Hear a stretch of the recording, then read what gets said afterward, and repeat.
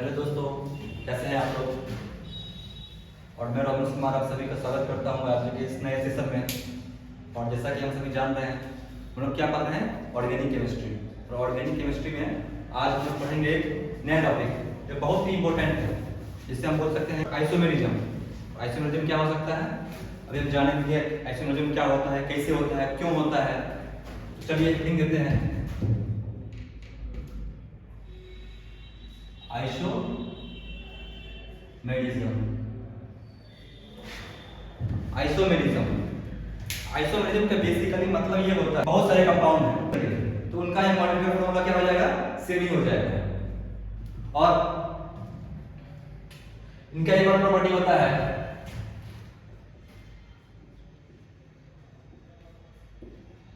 They have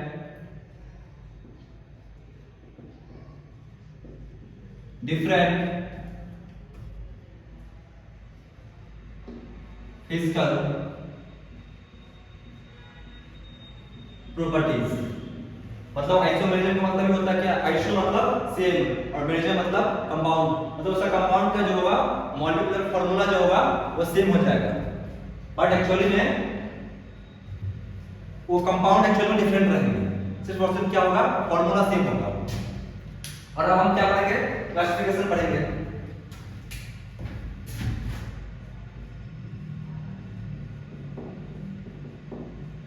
classification of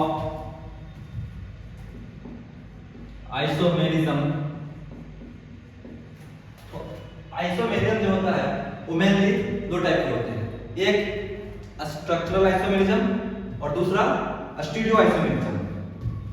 structural isomerism की जहां पे बात करेंगे तो मेनली जो होता है वो स्ट्रक्चर में डिफरेंस के कारण होता है, और स्टीरियो जो होता है वो पोजीशन के डिफरेंस के कारण होता है।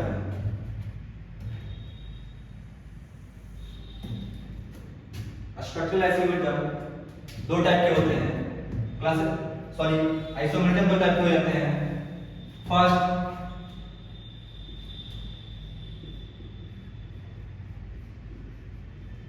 स्ट्रक्चरल आइसोमेरिज्म और दूसरा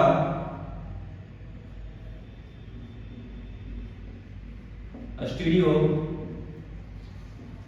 आइसोमेरिज्म। तो अभी हम लोग जो यहाँ पढ़ेंगे वो मेनली अभी हम लोग स्ट्रक्चरल आइसोमेरिज्म के बारे में ही पढ़ेंगे। तो चलिए आगे शुरुआत करते हैं।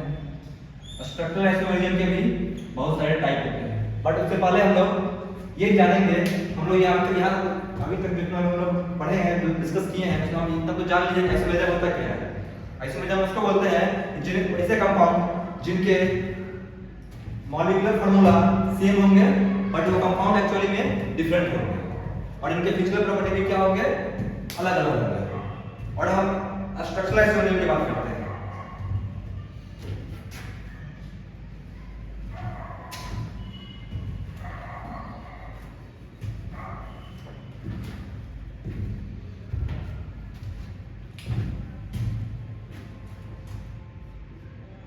तो स्ट्रक्चरल आइसोमेरिज्म को अगर हम डिफाइन करेंगे, लिख सकते हैं हम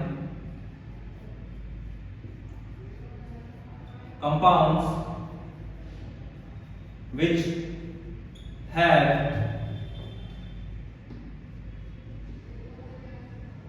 different structural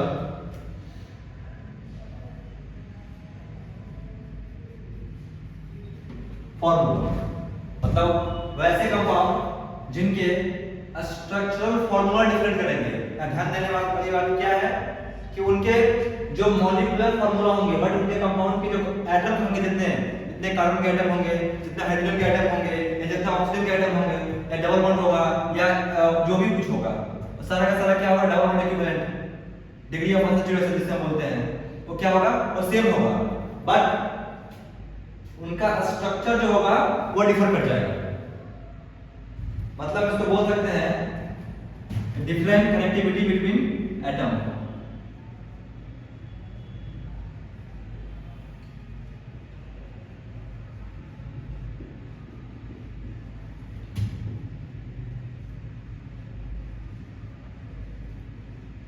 मतलब पहले जो होगा, मतलब जो एक इसका जो मॉलिक्यूलर फार्मूला होगा वो तो सेम ही है, बट जो डिफरेंट स्ट्रक्चरल फार्मूला होंगे उसमें क्या होगा, हर एक में एटम, जो कोई एक एटम मान के चलिए हाइड्रोजन एटम हो गया या कार्बन हो गया, वो जिससे जुड़ा हुआ होगा, कोई दूसरा मॉलिक्यूल जो आएगा उसमें वो उससे भी जुड़ा हुआ नहीं रहेगा। ये मिले डिफरेंस हो जाता है इसमें कि compounds which have different structure formula, उसको हम बोलते हैं स्ट्रक्चरल आइसोमेरिज्म। और इसमें एक और इंपॉर्टेंट पॉइंट हो जाता है कि एटम का जो कनेक्टिविटी होता है वो क्या होता है, अलग अलग होता है। ध्यान रखिए।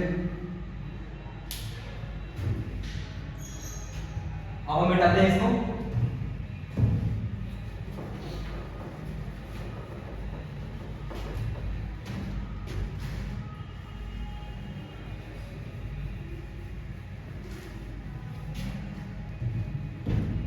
अभी तक हम लोगों ने पढ़ा आइसोमेरिज्म होता क्या है।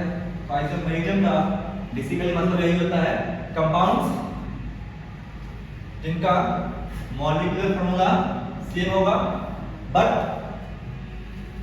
वो कंपाउंड डिफरेंट होते हैं। और फिर हम लोगों ने आगे पढ़ा क्या कि आइसोमेरिज्म कितने टाइप के हैं। तो आइसोमेरिज्म दो टाइप के होते हैं, पहला स्ट्रक्चरल, दूसरा स्टीरियो। स्ट्रक्चरल आइसोमेरिज्म किसको बोलते हैं, तो स्ट्रक्चरल आइसोमेरिज्म हम उससे बोलते हैं जिसमें मॉलिक्यूलर के जो मॉलिक्यूल होंगे उनके डिफरेंट स्ट्रक्चर होंगे। मॉलिक्यूलर फार्मूला तो हर जगह सेम होगा, स्ट्रक्चर पढ़िए चाहे स्टीरियो पढ़िए, फार्मूला तो सब जगह सेम हो ही पाएगा। बट इसमें जहाँ पे स्ट्रक्चर के डिफरेंस के कारण जो आइसोमेरिज्म होता है उसे हम क्या बोलते हैं, स्ट्रक्चरल आइसोमेरिज्म। अब हम लोग स्ट्रक्चरल आइसोमेरिज्म के टाइप पढ़ेंगे।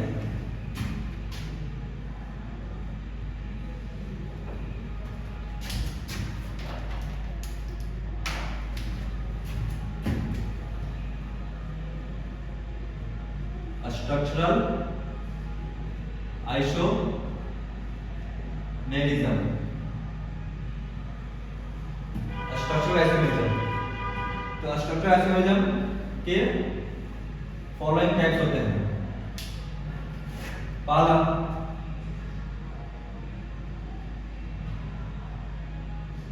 चेन आइसोमेरिज्म, दूसरा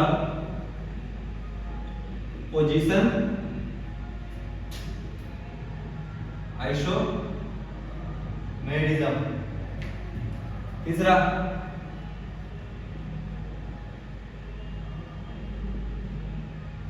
फंक्शनल आइसोमेरिज्म, चौथा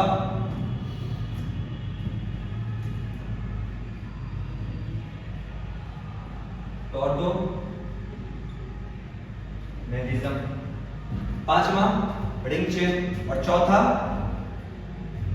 मेटामेरिज्म।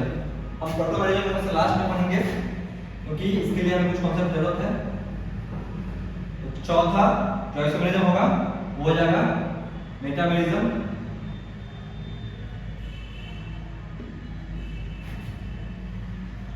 पांचवा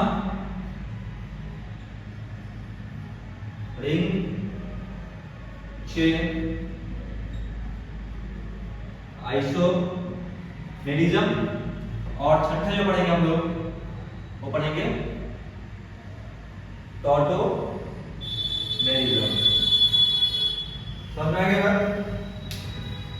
आइसोमेरिज्म क्या होता है, compounds having same molecular formula but different compounds, actually में कंपाउंड वो डिफरेंट होंगे। तो उसके टाइप क्या बातें हैं, तो टाइप कहते हैं एक स्ट्रक्चर होता है और एक स्टीरियो होता है। स्ट्रक्चर की बात करेंगे तो स्ट्रक्चर में कंपाउंड्स के मॉलिक्यूलर फार्मूला सेम रहेंगे बट स्ट्रक्चर में डिफर हो जाएगा। तो स्ट्रक्चरल आइसोमेरिज्म के फॉलोइंग टाइप्स होते हैं, 6 टाइप होते हैं। पहला चेन आइसोमेरिज्म, दूसरा पोजीशन आइसोमेरिज्म, तीसरा फंक्शनल, चौथा मेटामेरिज्म, पांचवा रिंग चेन और छठा टॉर्टोमेरिज्म। और अब बात करते हैं चेन आइसोमेरिज्म की। ड्रॉप कर देता हूं मैं, चलिए इधर देखते हैं। फर्स्ट वाला एक जो है chain isomerism.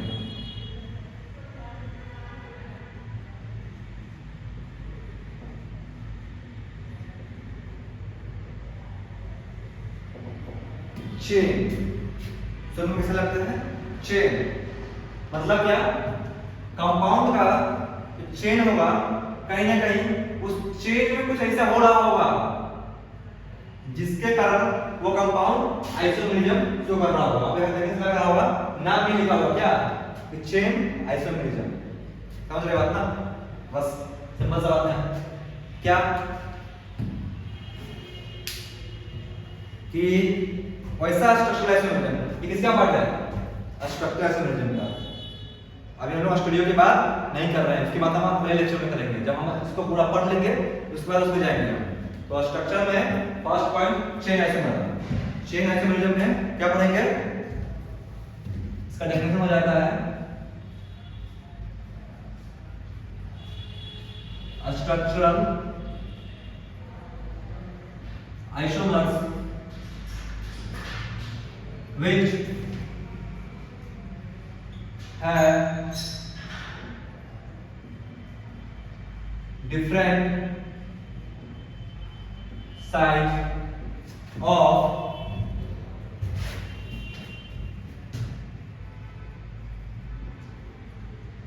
main chain or side chain। समझ में आई बात? मतलब इसमें नाम से ही क्लियर है, चेन और आइसोमेरिज्म। मतलब कुछ ना कुछ आइसोमेरिज्म हो रहा है। तो आइसोमेरिज्म होता क्या है कि मॉलिक्यूलर फॉर्मूला सेम रहेगा, बट क्या होगा? वो कंपाउंड अलग होगा। सही कहा आपने। तो फिर अब हम बात कर रहे हैं स्ट्रक्चर की। स्ट्रक्चर आइसोमेरिज्म पढ़ लीजिए है कि स्ट्रक्चर आइसोमेरिज्म होगा क्या कि फॉर्मूला तो सेम है ही, बट उसका स्ट्रक्चर क्या होगा? डिफर कर जाएगा। उसमें फर्स्ट टाइप पढ़ रहे हैं चेन आइसोमेरिज्म। तो वैसा स्ट्रक्चरल आइसोमेरिज्म जिसका मेन चेन का या पैरेंट चेन का उसका साइज जो होगा वो अलग अलग होगा। चलिए जैसा कि एग्जांपल लेते हैं C5H12। ये क्या है? बिल्कुल सही कहा आपने। इसका नाम हो गया, हम लोग डोमिनेशन पढ़ चुके हैं पहले। तो मेन एक प्रोप वेट 5 कार्बन वाला चेन है और यहाँ अल्केन है। ये हो जाएगा पेंटेन। पेंटेन हो गया। पेंटेन की बात कर रहे हैं हम। तो पेंटेन क्या बात करते हैं? हम लोग बॉन्ड्स को बॉन्ड से रिप्रेजेंट करेंगे। मतलब हमारे पास फॉर्मूला आ गया है, इसका मॉलिक्यूलर फॉर्मूला क्या है? C5H12 है। अब इसके चेन आइसोमेरिज्म कैसे कैसे हो सकते हैं? तो एक बात और कम डाउन। एक बात, जब भी हम चेन आइसोमेरिज्म या कोई भी आइसोमेरिज्म देखेंगे और जब भी उसका स्ट्रक्चर बनाना स्टार्ट करेंगे तो इसका एक तरह से आसान तरीका होता है कि हम लोग क्या करें, जो सबसे लॉन्गेस्ट चेन है सबसे पहले उसको उठाएं और उसको ड्रॉ करें। फिर उसके बाद एक कार्बन कम करते जाए और उसका पोजीशन चेंज करते जाए, जो पॉसिबल स्ट्रक्चर बनते जाए उसको बनाते जाएंगे। ये सबसे आसान तरीका होता है। जैसे कि यहाँ पे आप देखते हैं यहाँ 5 कार्बन का चेन है, 1 2 3 4 5। ये हो गया। इसका नाम क्या हो जाएगा? और एक बात और नहीं, अभी इसमें बताते हैं। इसका नाम हो गया नॉर्मल पेंटेन। कितने कार्बन की चेन है? 1 2 3 4 5। एक और क्या 5 कार्बन के चेन में इस मॉलिक्यूलर फार्मूला का कोई और स्ट्रक्चर पॉसिबल है? बिल्कुल नहीं। अब आइए इसमें 4 कार्बन के चेन पे 1 2 3 4। आप लोग जान रहे हो इसको बोलते हैं बॉन्ड लाइन स्ट्रक्चर। इसका दूसरी टाइप होता है, एक होता है कंप्लीट मल्टीप्लिकेशन, देखिए इस टाइप का।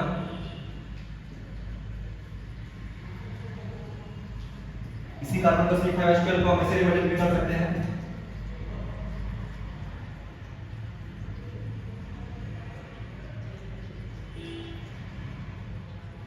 हाँ, इसको बोलते हैं कंप्लीट फॉर्मूला। इसको रिप्रेजेंट करने का एक और तरीका होता है, इसको क्या बोल दिया हम? कंप्लीट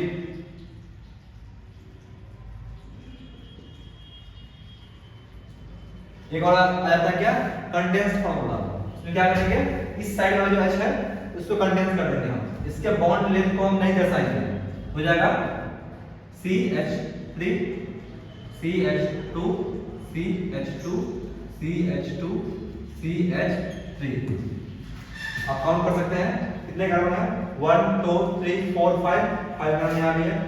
हाइड्रोजन यहाँ कितना है, 12 3 2 5 2 7 2 9 3 12।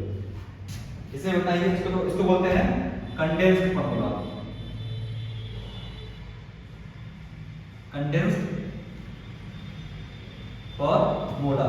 और फिर एक और आता है, इसको बोलते हैं बॉन्ड लाइन, मतलब जो भी कार्बन है उसको हम डॉट से रिप्रेजेंट करेंगे और एक लाइन के फॉर्मेट में, जिगजैग लाइन के फॉर्मेट में ड्रॉ करेंगे, जैसे कि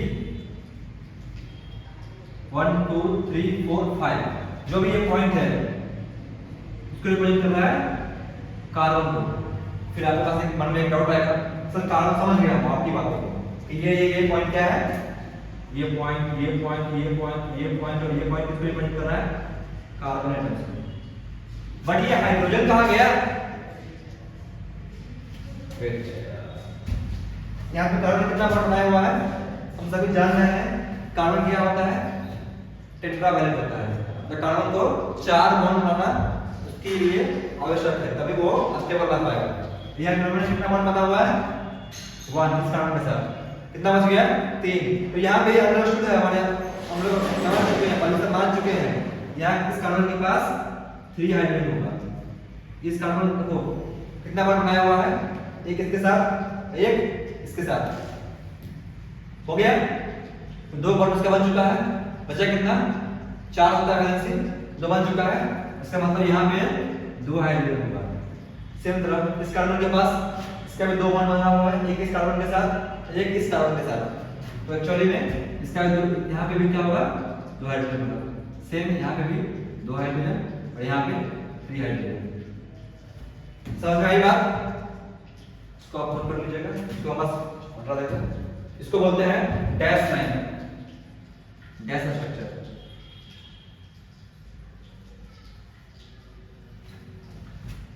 इसको रिप्रेजेंट करना सबसे आसान तरीका होता है, इसीलिए हम लोग इसको पढ़ते हैं, टाइम बचेगा। हाँ, हम लोग कहाँ पर थे, आइसोमरिज्म पढ़ रहे थे, चेन आइसोमर पढ़ रहे थे। और चेन आइसोमर में आपने पढ़ा है क्या, कि structural isomerism which have different size of main chain और साइड चेन। मतलब ऐसा चेन इसका पेरेंट चेन का साइज या फिर साइड चेन का साइज अलग अलग हो, उसको हम बोलेंगे चेन आइसोमरिज्म। एक फॉर्मूला एग्जांपल दिया हमने, C5H12, इसमें एक पेंटेन है, पहला चेन ऐसा हो गया 5 कार्बन का। आप लोग समझ आप आराम से एक्चुअली क्या लिखी हमने, वहां से हम समझ लीजिएगा आप लोग। इसमें 4 कार्बन हो गया, 1 2 3 4। हमारे पास कितने कार्बन बचा हुआ है, 1 कार्बन। अगर हम उस कार्बन को यहां लगा देते हैं, लगा सकते हैं नहीं, क्योंकि अगर उस कार्बन को हम यहां पे लगा देते हैं फिर क्या हो जाएगा, ये फिर 1 2 3 4 5 ये कार्बन फिर क्या होगा, बराबर होगा। और जब भी इसका एक तरीका मैं आपको जो दूसरे मॉड्यूल में बताने वाला था, मैं बोला था कि अभी आगे बताऊंगा, वही बता रहा हूं कि जब भी हम आइसोमरिज्म पढ़ रहे हैं और जहां पे भी हमें कंफ्यूजन होने लगे, क्या पता नहीं क्या कहीं बना चुके हैं या नहीं बना चुके हैं, क्या उसका एक सबसे सिंपल तरीका क्या है, आप उसका नोमेनक्लेचर लिख दीजिए। इसका नाम लिख दीजिए, इसका नाम क्या हो जाएगा, नॉर्मल पेंटेन। इसका नाम 1 2 3 4 5, ये भी नाम हो गया नॉर्मल पेंटेन। इसका मतलब क्या हो गया, जब दोनों का नाम सेम हो गया, इसका मतलब क्या है, दोनों का दोनों सेम ही कंपाउंड है। हमारा फॉर्मूला क्या बोलता है आइसोमरिज्म का, compound different compounds which have same molecular formula. क्या ये उसको सैटिस्फाई कर रहा है, नहीं। तो हम ये तो नहीं कर सकते हैं, हम ये नहीं कर सकते हैं। हमारे पास एक और पॉसिबिलिटी है, यहां पे लगा दें, यहां पे, और बिल्कुल हो गया। और इसका नाम क्या हो जाएगा, 1 2 3 4 2 मिथाइल मेथ्रोब्यूट। ब्यूटेन। समझ में आई बात? इसका नाम अलग अलग है ना, तो आइसोमर है। क्या और भी पॉसिबिलिटी है? 4 कार्बन की चेन में और भी पॉसिबिलिटी है? बहुत सारे बच्चों के मन में ऐसा आ रहा होगा, सर क्या करें, इस कार्बन को उठा के यहाँ डाल देते हैं। चलिए देख लेते हैं।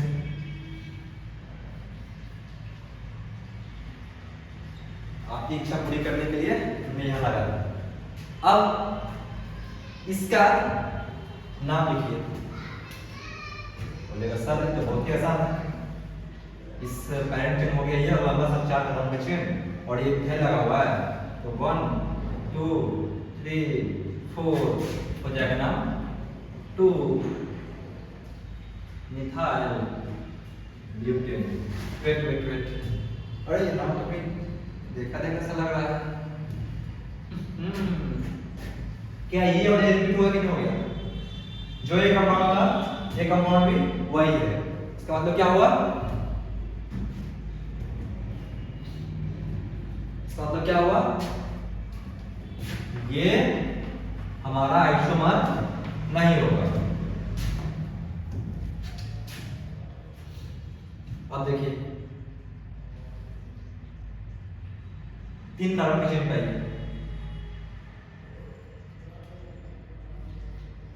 हमारे पास कितने बचे हुए हैं? 2। क्या 2 कार्बन लगाने का, क्योंकि हम फर्स्ट टर्म में लगाएंगे कार्बन चेन लंबा हो जाएगा और रिपीट कर जाएगा। सेकंड में लगा रहे हैं, यहाँ पे 2 कार्बन लगा देंगे, यहाँ ये पॉसिबिलिटी है, फिर वही चेन लंबा हो गया 1 2 3 4 कार्बन का बन गया, फिर वही बन गया। तो मतलब क्या? मतलब ये हमारे पास 5 कार्बन में 4 कार्बन पे ऐसा नहीं होगा। हमको लगाना कितना है कार्बन? 2 कार्बन लगाना है। अच्छा सर ये नहीं होगा, आपने बोला चलिए ये नहीं होगा, चलिए अच्छी बात। तो किसका नाम विचार करेंगे? 1 2 3 4 2 मिथाइल ब्यूटेन, फिर रिपीट कर दिया।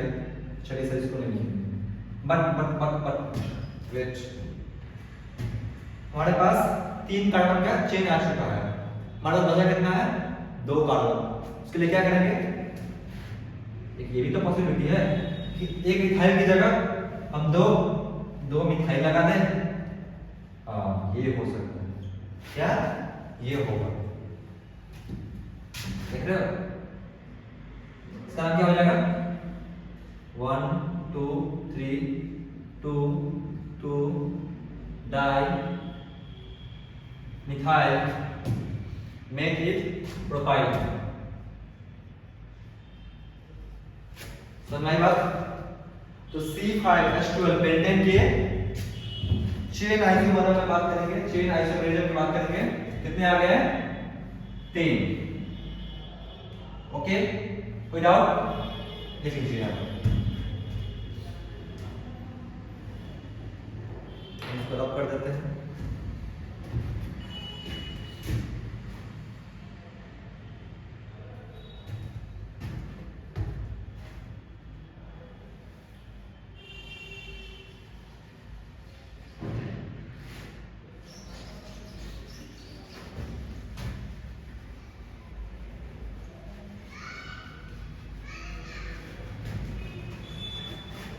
फर्स्ट वाला हमने पढ़ लिया, आशा करता हूँ कि आपने ये भी लिख लिए होंगे।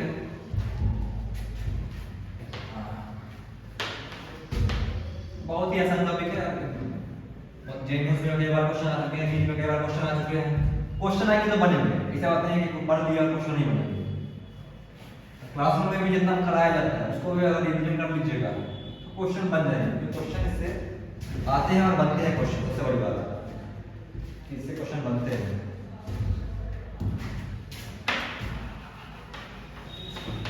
दूसरा हम बात करते हैं सेकंड नंबर पोजीशन आइसोमर।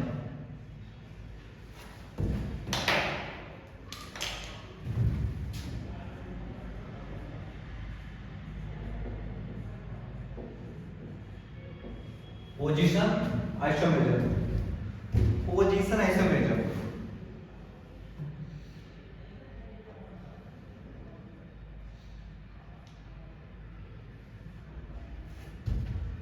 मतलब नाम से ही पता चल रहा है कि उसका जो उसमें चेन का कोई मतलब रोल नहीं होगा, तो चेन उसका सेम होगा, बट एक्चुअली में उसका पोजीशन जो होगा, किसका पोजीशन, फंक्शनल ग्रुप का, मल्टीपल बॉन्ड का या फिर सब्स्टिट्यूएंट का, उसका पोजीशन अलग अलग होगा, इसीलिए ये पोजीशन ऐसे बना होगा। The structural isomerism which have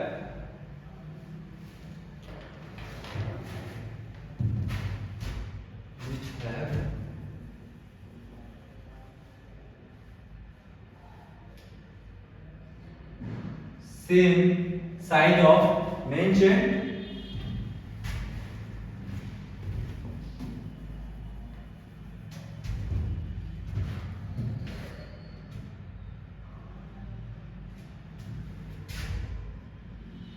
but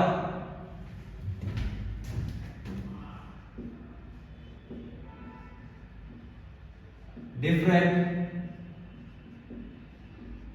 position of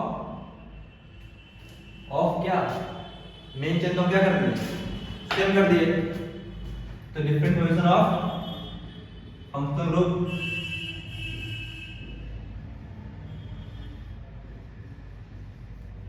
या क्या, मल्टीपल बॉन्ड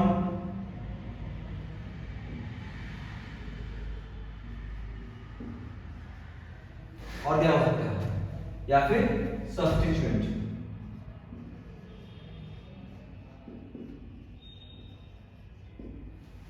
समझ में आई बात। चेन आइसोमरिज्म था, उसमें पेरेंट चेन ही चेंज कर रहा था, समझ में बात ना। इसमें क्या हो रहा है कि पोजीशन आइसोमरिज्म मतलब पोजीशन, नाम नहीं लिखा हुआ है, नाम में ही सब कुछ छुपा हुआ है, समझ में, मतलब इसके नाम को समझ लीजिएगा, सारा क्वेश्चन क्लियर हो जाएगा कॉन्सेप्ट। तो पोजीशन आइसोमरिज्म मतलब क्या, structural isomerism which have same size of main chain, मतलब मेन चेन का साइज क्या होगा, सेम होगा, बट क्या, different position of functional group, multiple bond या फिर सब्स्टिट्यूएंट, मतलब क्या, या तो फंक्शनल ग्रुप जहां पे लगा हुआ उनका पोजीशन डिफर कर जाए, या फिर मल्टीपल बॉन्ड है उसका पोजीशन चेंज कर जाए, या फिर जो सब्स्टिट्यूएंट है उसका पोजीशन, मतलब तीन चीज आ गया यहाँ पे, फंक्शनल ग्रुप, मल्टीपल बॉन्ड या फिर सब्स्टिट्यूएंट।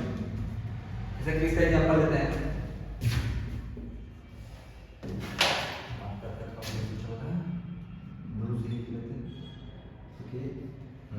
क्या है, सही कहा आपने।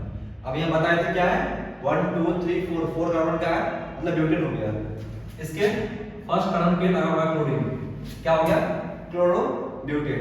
अब सेम, अब क्या किया हम ब्यूटेन को यहाँ से उठा के यहाँ डाल दिए, क्या हो गया ये, इसका नाम है 1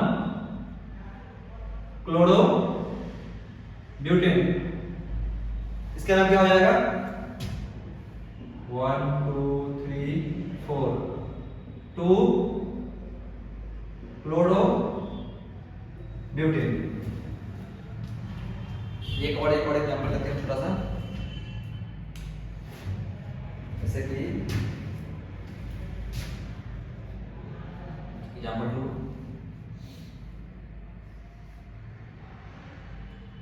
हल्की लगा हुआ है,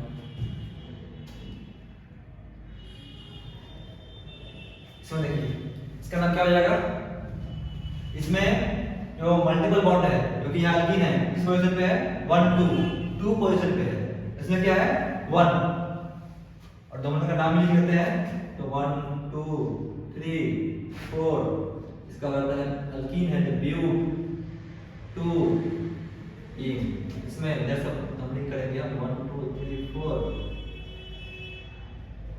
ब्यूट 1 इन, या फिर 1 ब्यूटेन भी लिख सकते हैं एज इट इज। तो समझ में आई बात, वैसे आइसोमरिज्म किसको बोलते हैं, फंक्शन किसको बोलते हैं, इसको मिटा लीजिए और एक अच्छा क्वेश्चन हम लोग पढ़ेंगे। एक लिखिए, डाई ब्रोमो क्लोरो बेंजीन, ये इसके सारे के सारे पॉसिबल पोजीशन आइसोलेशन को ड्रॉ करना है। क्वेश्चन क्या है आपका? क्वेश्चन है draw all possible position isomers of dibromo chlorobenzene. इसमें हमारा सबसे पहला टास्क क्या होगा? सही बोलो, पहला टास्क होगा स्ट्रक्चर। क्या होगा इसका स्ट्रक्चर? Dibromo chlorobenzene. एक नाम यहां पे आ रहा है बेंजीन का,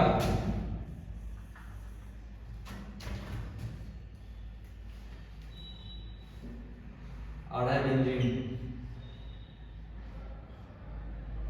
बेंजीन डाइब्रोमो क्लोरो, क्या कर रहे हैं? ब्रोमीन लगा लेते हैं। अब ब्रोमीन लगाने के 2 ब्रोमीन लगाना है, हमारे पास 3 कंडीशन आएंगे। कौन कौन से कंडीशन आएंगे? आप लोगों ने जीएस में पढ़ा होगा, ortho condition, para, ortho, Meta and para. और क्या करेंगे? ब्रोमीन को पहले हम ऑर्थो पे लगा लेते हैं, ये लग गया। और इसके रिस्पेक्ट में ये पोजीशन क्या हो गया? ऑर्थो। एक बार यहां लगा दिए, फिर एक बार इसके रिस्पेक्ट में ये पोजीशन ऑर्थो होता है, वो ये मेटा होता है और ये पैरा होता है। ये भी ऑर्थो, ये भी मेटा। एक बार हम ऑर्थो को लगा चुके हैं, अब लगाएंगे मेटा पे ब्रोमीन। अब एक बार और